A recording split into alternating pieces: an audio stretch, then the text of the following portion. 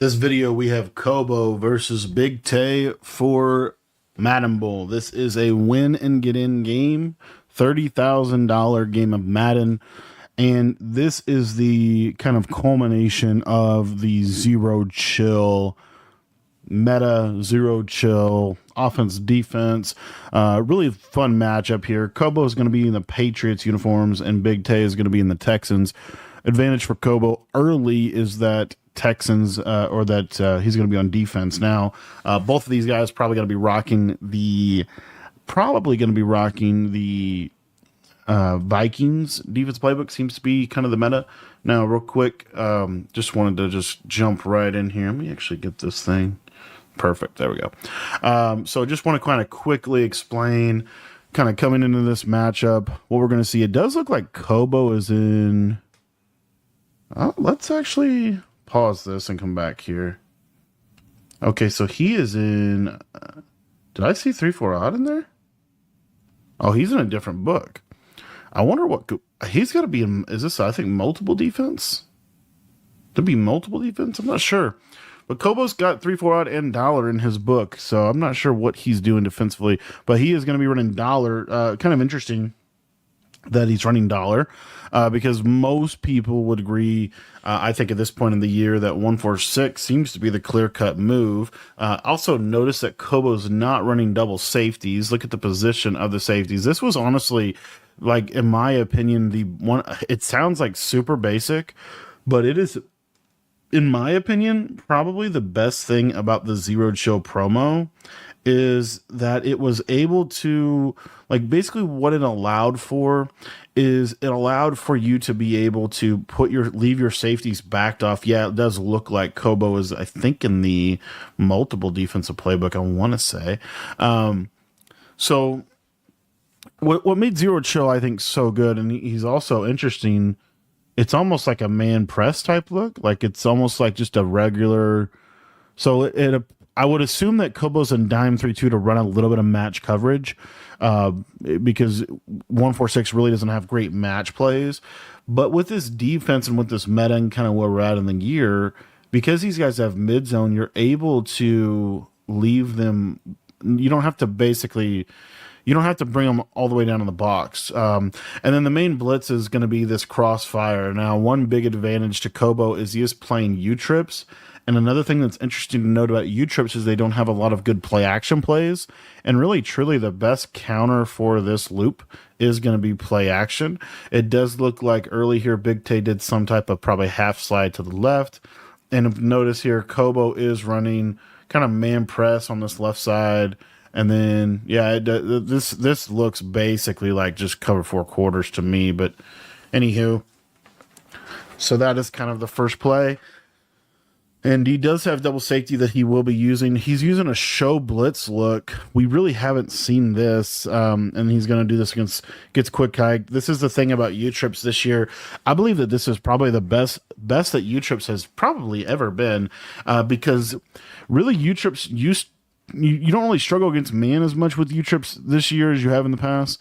And then also, the other thing about U-Trips this year is you can snap the ball like ridiculously quick. So you're going to see Big Tay use a lot of like master tactician, 2 hot routes and go type of combinations. Also notice Kobo doing the manual bump on the tight end, trying to neutralize one of the biggest aspects of that. And then he actually gets a massive fumble here. So he manually presses the tight end, and then he gets that nice fumble, able to get the ball back. And now we're going to see Kobo offensively. Now, Kobo on offense is going to be in Seattle, I believe.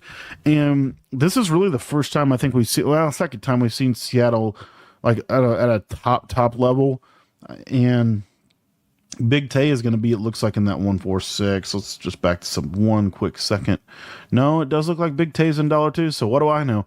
Maybe dollar is the best defense. I feel like we've seen a lot of people shift over to the 146 meta, but dollar, you see both these guys running dollar. So dollar 146 are very similar defenses. I just think dollar gives you a little bit more in terms of coverage, whereas 146 I think gives you slightly a better edge in pressure. And so it just kind of depends on what you want.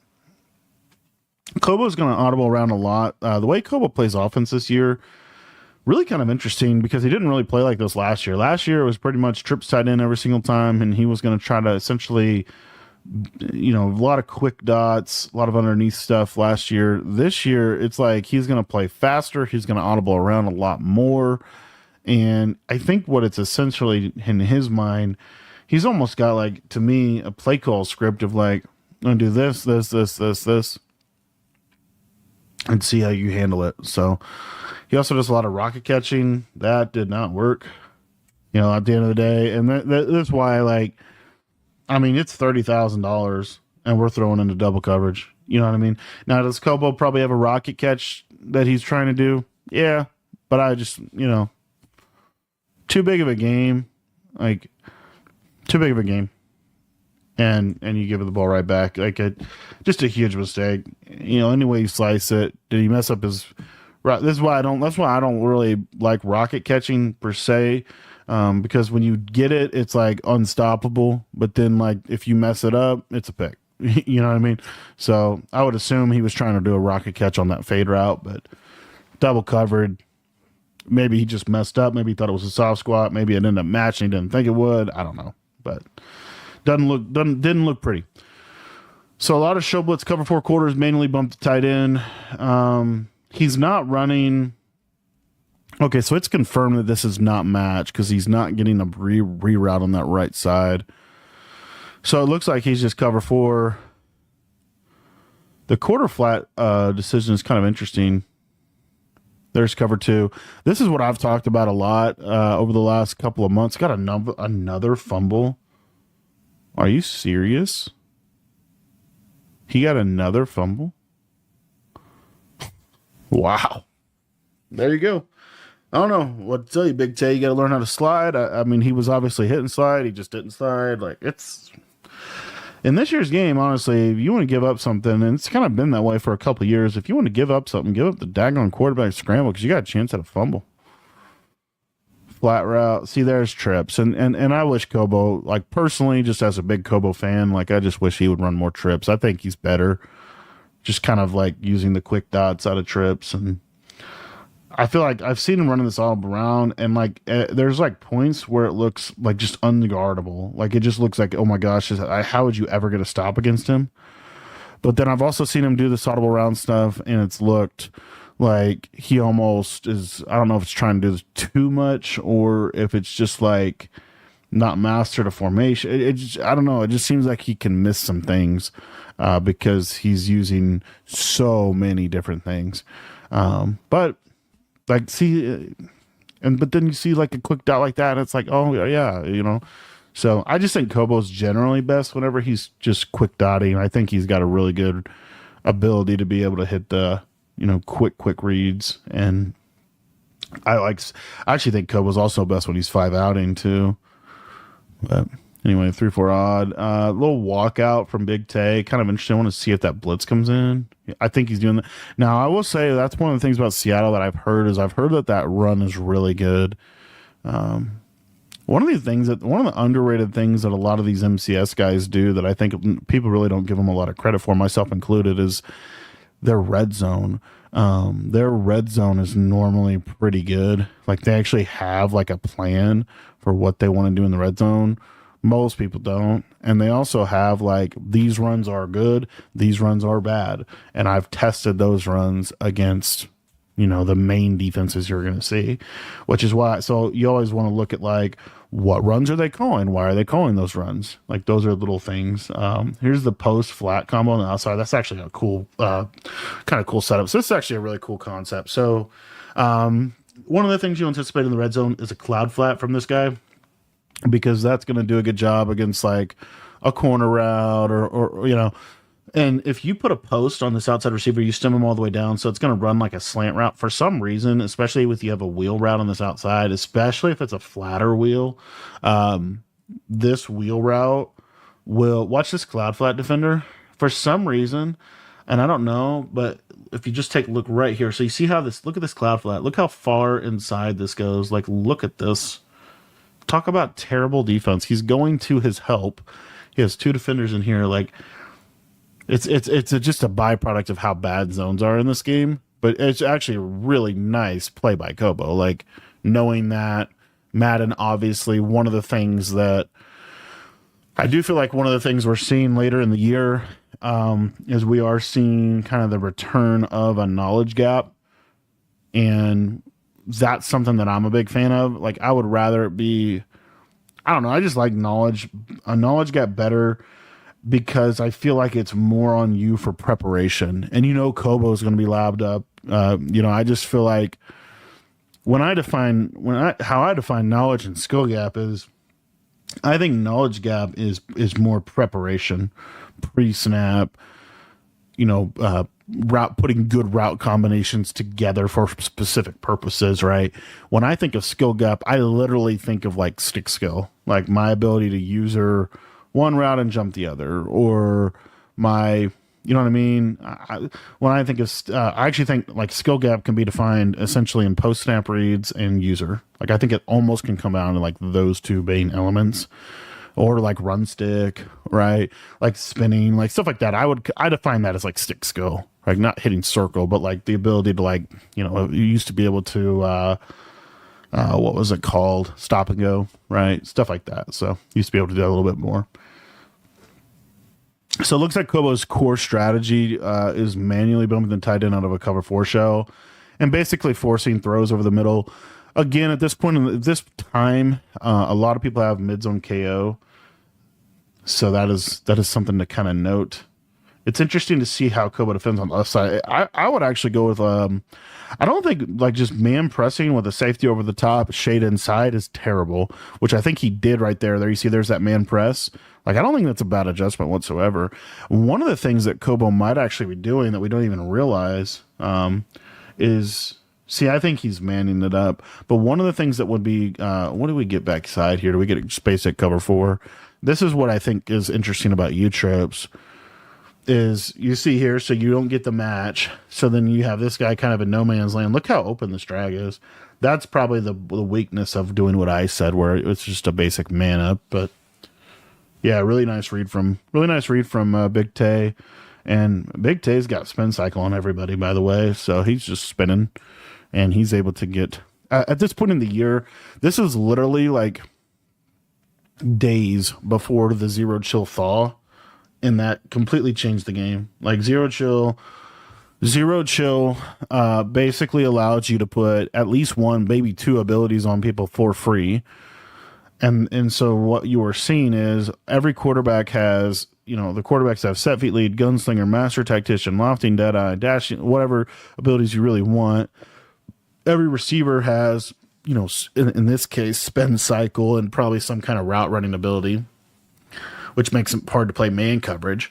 And then every defensive player pretty much is going to have probably some form of like mid-zone KO pick artist, mid-zone KO, deep zone KO, stuff like that. So it just, I personally think the game plays a lot better, but I think it plays a lot more, I'm trying to think how to word it. At this point in the year, if you look at like pre-zero chill and post-zero chill, at least for what we're seeing in LCQ right now, which I am going to be doing some film rooms on LCQ games, and I want to see what you guys think of that. I've wanted to do a lot more of that, and we'll see what you guys think of that, but I really enjoy doing these film rooms. I think you just learn a lot from watching these games. Here, Big Tay on the left side, or right side, that was just bad from the beginning. And notice Kobo, I think one of the reasons he uses Seattle is because it does have a pretty good play action out of bunch tight end. But I laugh at this. That's not really ever a good, I guess he's doing that because the running back's over here.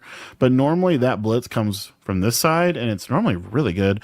But I've noticed personally, when I try to blitz off this side, it's never as good as if you blitz over here. And then also, like, what a coverage call.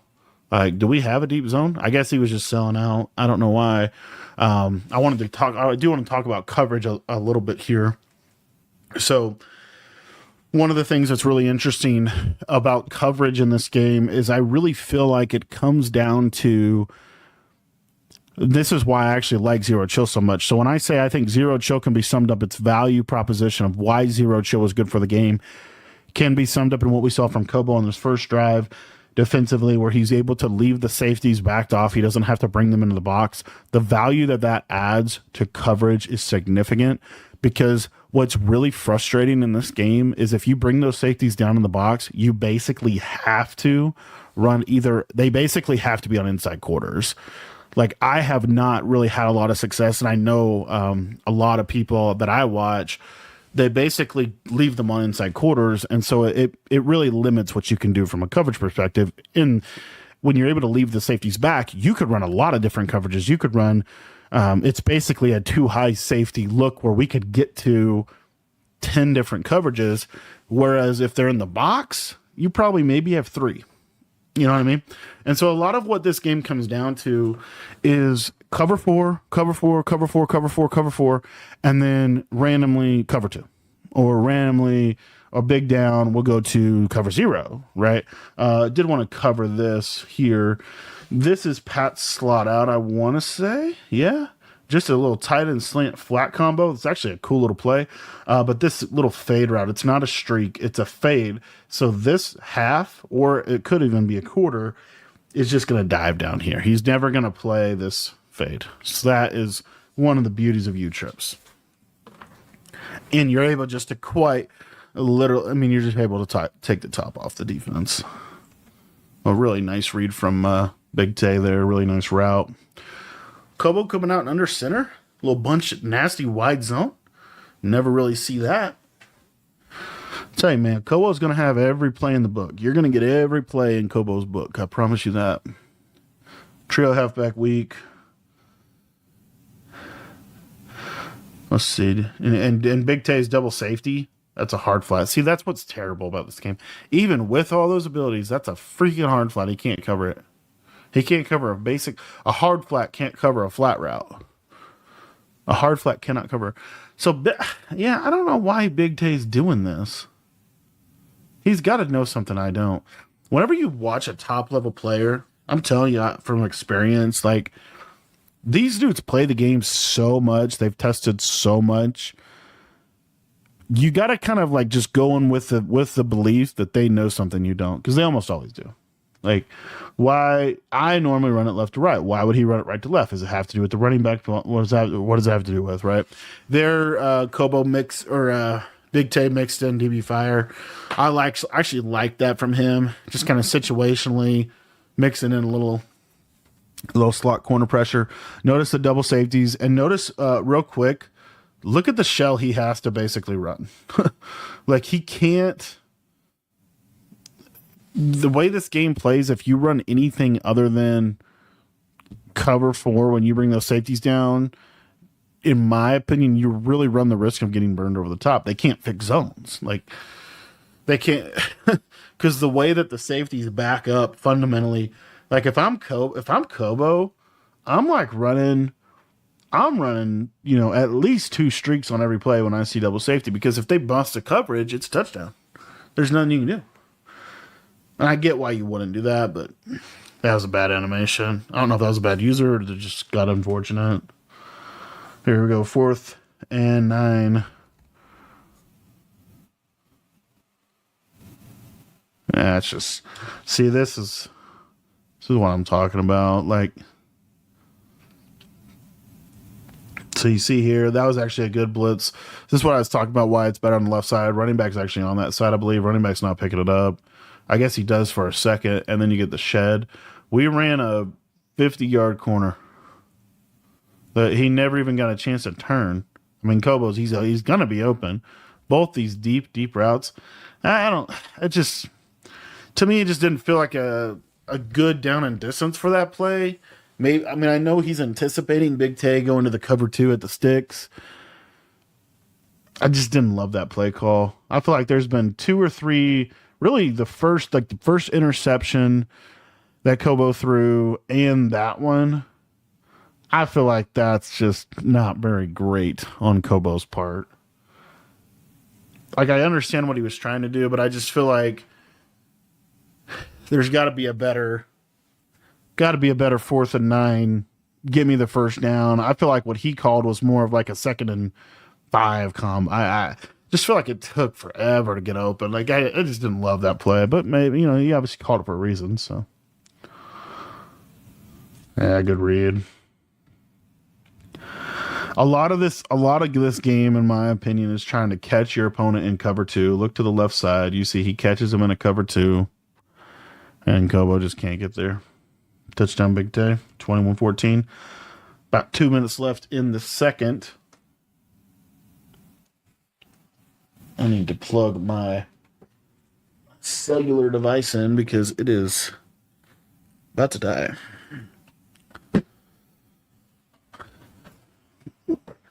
See, here we go. Like, why do that? Maybe it stops the run better. I cannot understand why he does that. Because then over here now, look. See, I don't understand the difference. Like, what? Why? I don't know. Just something interesting to think about is like, why would you ever? I truly don't understand why you would blitz from here to here. I've never seen it really work that good. Ooh, little high ball from Kobo. Very nice. And also for the record, I believe that the LCQ ladders just finished up, and I believe Kobo was the number 1 seed. So I mean, Kobo obviously top notch player. What I actually really like about the MCS is to a degree, I just kind of like what they're doing with Madden Bowl, where they're making it legitimately like the playoffs. Like I really like that because you get to see the best 14 players. You get the first round bye. Like, there's some really cool aspects of that. Big Tay accidentally ran commit. Did he really? Is it accidental? I don't know that this is an accidental run commit. I mean, I think it kind of is. Because the other thing that you're factor here is Big Tay ideally gets the ball back with a chance to be able to put some points on the board. Because I believe Kobo gets ball at half. So Kobo really likes this trio halfback week. Trips, quads. There's a streak. Not really there. Playmaker. Kobo's playmaker a lot, and he's not really hitting a lot of them. I just haven't. I don't know. I mean, he's hitting some. Yeah, see, I just feel like you see how long it takes him to audible. It just seems like it's a little indecisive. Just jump in this play. And I know it's not that simple, but it just kind of feels like that. Like, I think what's really more of a factor is Kobo's trying to make sure that he doesn't give Big Tay back the ball too. So he's trying. It's really strategic of like how many yards is he going to get, because this is where honestly, like, Madden for the most part is checkers. This is where I think it becomes a little bit of chess, because it's how many yards. I'm trying to call plays that set me up to take 3 more rounds of clock. Like, I think this is where it can become a little bit more chess of like, I know that defensively you're trying to play, aggressive because you want me to score, because you want to get the ball back. So I got to call plays that put me in a position where I can still get receivers open against an aggressive defense, but not get them too open that it's a touchdown, so that I can still take some clock. That's where I kind of think it's a little bit of like, 1 + 1 = 3 to a degree, where you're trying to kind of like anticipate, the adjustment. You're trying to anticipate a little bit of like, what are they going to do? And because they know that I want to take all the clock. So how does that make them play defensively? How does that make me play offensively? And so I just think it's a little bit more, I think these are like the core. This is where I think Madden can become a little bit more chess, is really these end of game scenarios, end of half scenarios, where you're, trying not to score too fast, but you still need to be able to move the ball. Is this PA Snag? What? I didn't know this was in Seattle. Oh yeah, that's PA Snag. I'm pulling that up. Also, when you watch these games, I think it's actually kind of cool to have the playbooks that they're running up, so you can kind of just cheat at, just kind of look at it. Little tip for film study. So was he in normal flex snug? No. What was that play? Maybe he's not in Seattle. Oh, this play. That's the other thing is I forgot. This is like the day of the new playbooks, isn't it? Or no, this was the day before. So this was the day before the new playbook. So this is literally peak zero chill. What did he run on that play? Because that was not. Is he in Vikings? He might be in Vikings.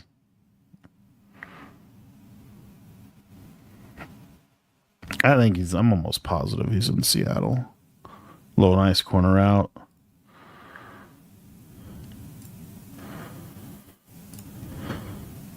Yeah, he has to be in Seattle. How did he? I don't see normal Y off close in Seattle's playbook. He was totally in that. Maybe it was a different variation. Oh, normal Y off. Very good, Kobo. Normal Y off. New offense coming soon. This is in Seattle's playbook. Very good. It's got a lot of crazy plays in there. All right, so perfectly executed by Kobo, pretty much. I mean, you can almost not get any better than that. What's cool is Big Tay's about to show us a little sauce out of the Patriots, out of the Patriots playbook. You might not know this, but this pistol tight Y off flex formation, low key, is like really, really good. Notice Kobo setting up prevent. This has got a double pass in it. It's got a really good counter run. It's got a halfback zone. Like, it's a cool formation. Goes to halfback zone again. Give it a shot. Not able to get it. And now we are into the second half. Kobo ball tied up. Pretty much best case scenario for Kobo. I mean, you got stopped, what, 3 times? 2-3 times? Big Tay did fumble twice. But starting out with a little jet touch pass. I'm going to have to lab up on the normal Y off in the Hawks. Yeah, Kobo just gives you a tour. Love that play. Yeah. Good defense. Honestly, good defense and good offense, really. I think that was good on both sides. So he's running this PA verts play as kind of his main play, I would think. But I mean, notice that Kobo, like,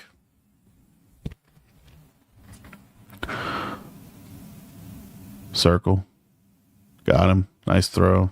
Nice throw. Nice play. Nice play, Kobo.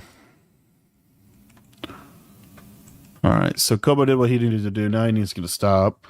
The manual bump of the tight end is really, like, it's good.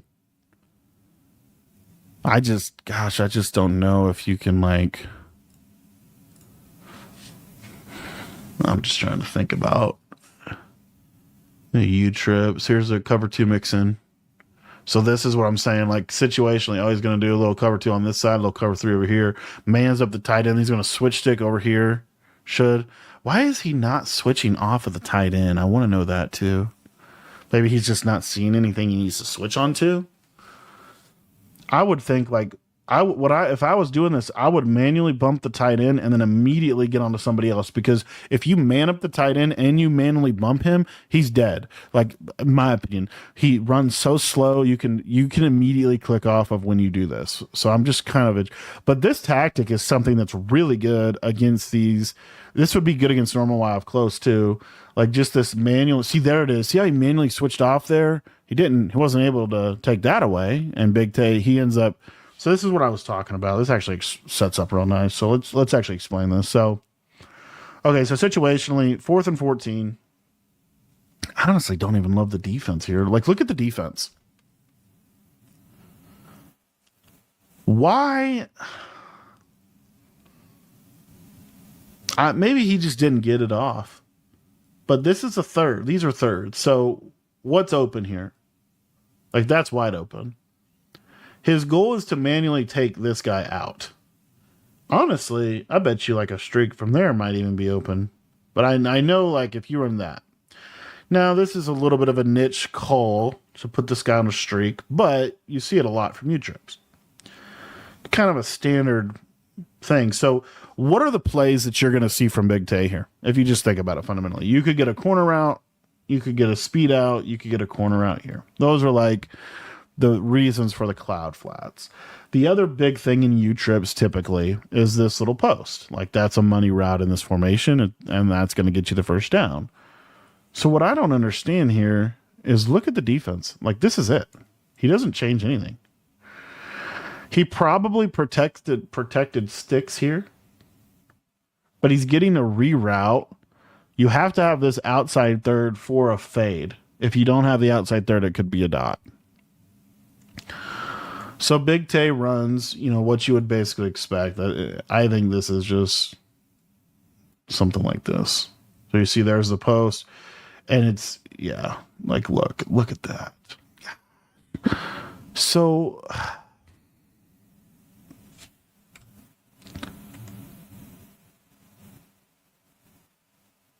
I just feel like it's too easy to beat. I think he just wanted his blitz home. I mean, if his blitz gets home, it's not like he's good. So I think Kobo just risked it with the blitz, and everything else was covered. But I mean, to give up a streak on 4th and 14 is, this is what makes U trips hard, because you take the tight end, the slot streak. That's such a big play for Big Tay, because that was honestly like Kobo's best chance at stopping him. Like that was really good chance at getting the stop there. Like really, really, really good.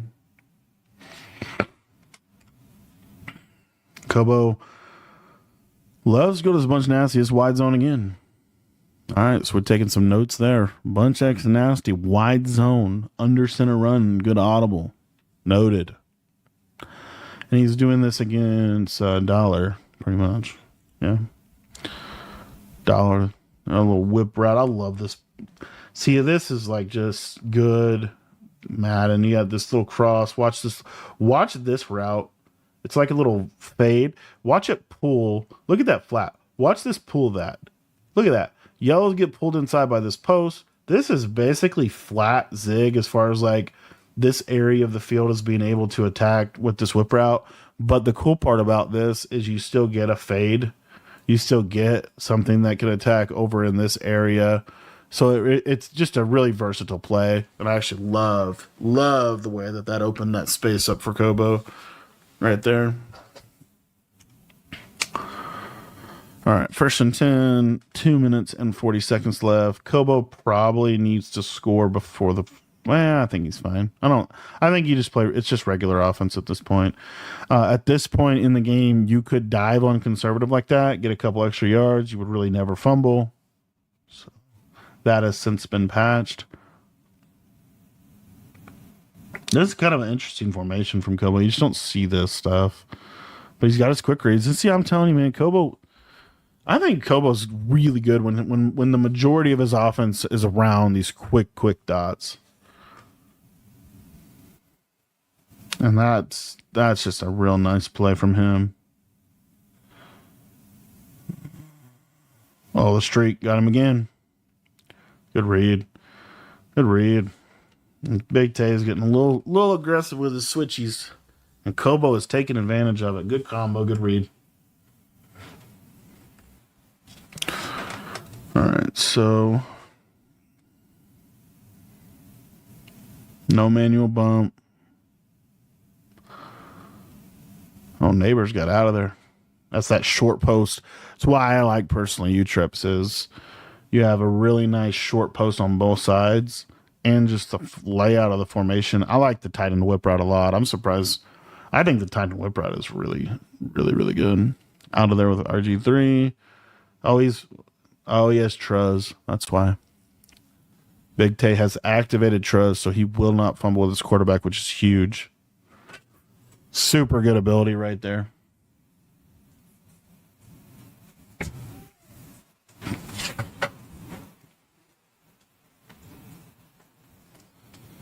And the fridge is out of there for a touchdown. That's crazy how he got that many yards. This is pistol trips.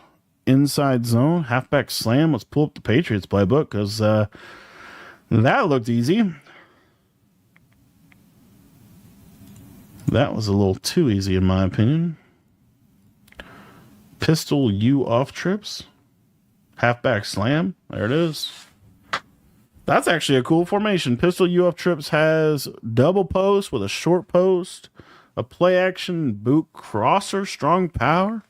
And you learn a little something, something. Learn a little something, something when they audible around like that. So 35-35. Not a lot of defense being played. Defense is insane. And this is the best defense has been all year. Some people believe that defense got better after the zero chill thaw. I don't know for sure if I would agree with that one. I feel like this is really the best you're going to see defense in this game is right now with zero chill. Because you also have to factor in, oh, nice switch stick. Almost got him.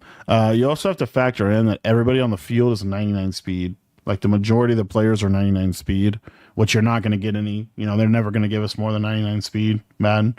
So they have, two abilities. They're all pretty much 99 speed. Like this is peak. This is this is the game.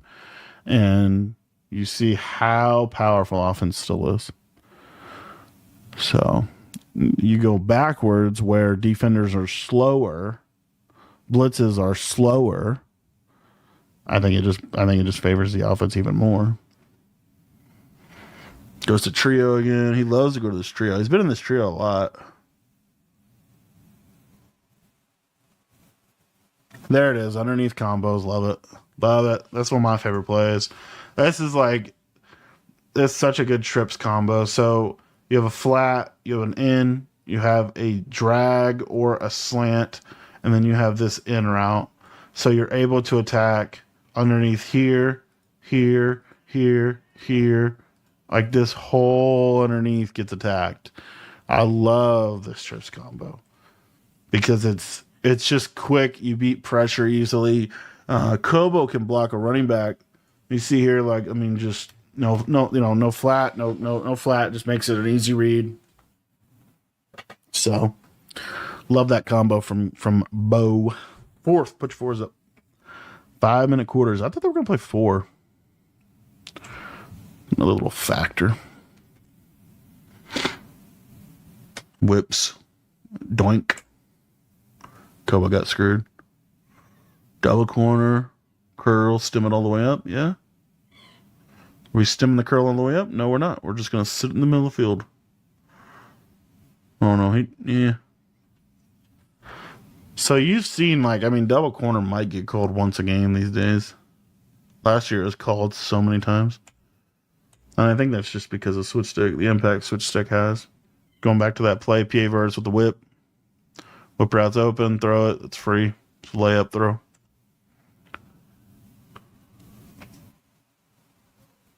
Go back to trips. Real nice read to that drag. Real nice read.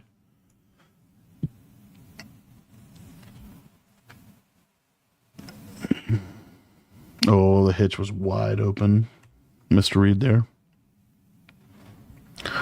And you see, I feel like... Ooh, okay. I think he eyeballed there to try to be safe. Now he's on a 4th and 2. This is actually dicey. Let's see. Now we're in a real big issue because 348, you kind of have to kick your 3, which is really unfortunate. This is really just this is just it. You know what's crazy? Guess what would have been open? Little baby flat. Oh my gosh. We ran 2 drags and a post. And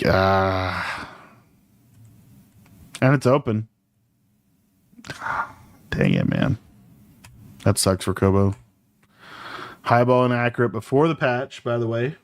Before the patch. So Kobo does settle for 3. Kind of have to. And now really the thing goes to Big Tay. Does Big Tay choose to clock this? Or does he just play regular offense? If he clocks this, you kind of are... It can get dicey if you clock this. If you just go down and score 7, it's pretty hard for... There's just... a lot of it's just kind of different situations. You either do it or you don't, and it just kind of depends. Don't love that play. Well, hopefully Kobo or Kobo did not. It was 69. Okay, Kobo's in 3-4 odd now. Okay. So Kobo is in 3-4 odd, pinch bug 0. I believe he's showing blitz. He might not be in pinch bug 0 actually, but he's just showing blitz out of 3-4 odd baseline. So a completely new different defense for Kobo. Oh, and that's why you call 3-4 odd right there. Thing about 3-4 odd is if they're not gonna block people, you're gonna hum. So. Yeah, but there's a lot of holes in the coverage. A nice little post route. So now 2 minutes left. You probably ideally snap this about there.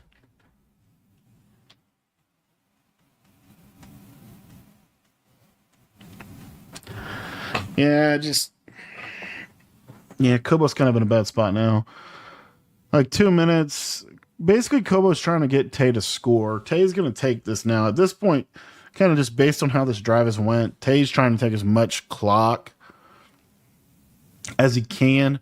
The reason it gets dicey is if Tay kicks a field goal with like 40 seconds, it's a significant advantage to Kobo.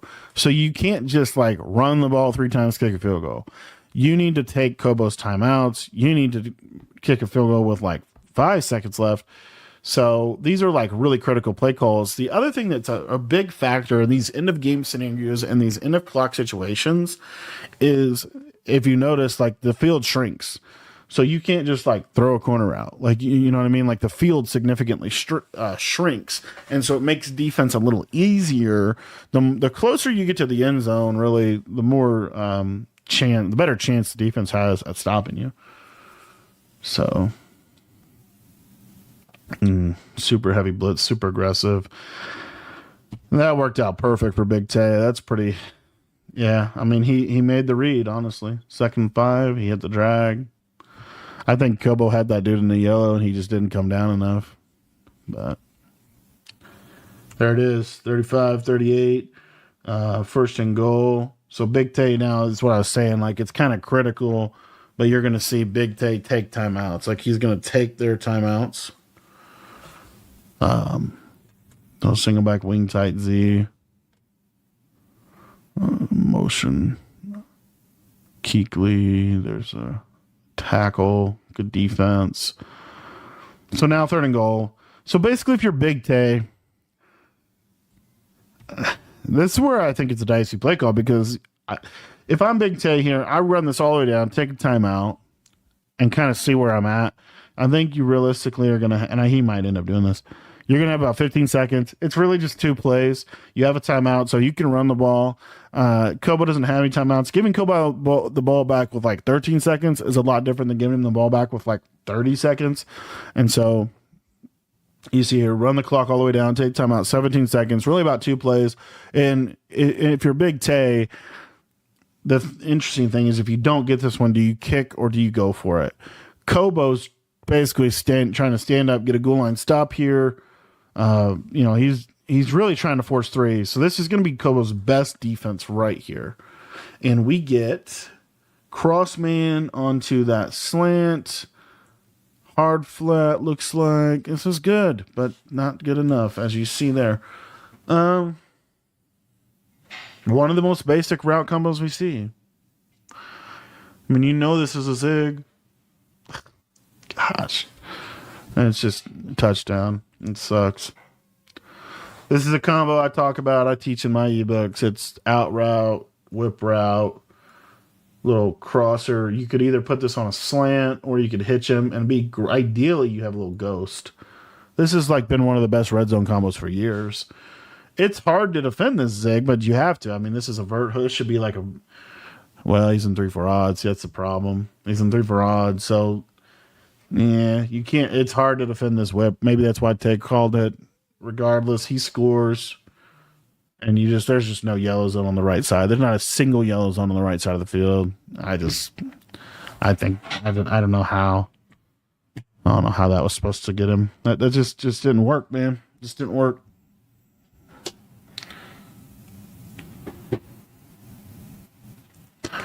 "14 seconds, though. Kobo can score.